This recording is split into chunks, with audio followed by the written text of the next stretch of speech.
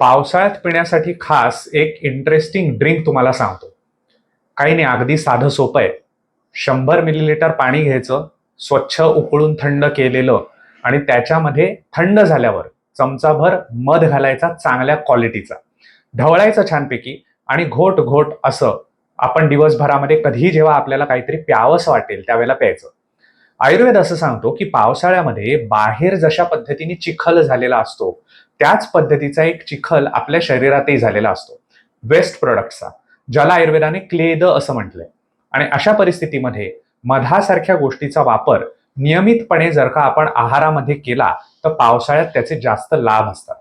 मधाच्या बाबतीमध्ये सगळ्यात महत्वाचा लाभ ह्या पावसाळ्यामध्ये हा होतो की आपल्या आतड्यांमध्ये असलेले लॅक्टोबॅसिलाई सारखे चांगले बॅक्टेरिया हे मधाच्या सेवनाने वाढतात असं संशोधन सांगतं.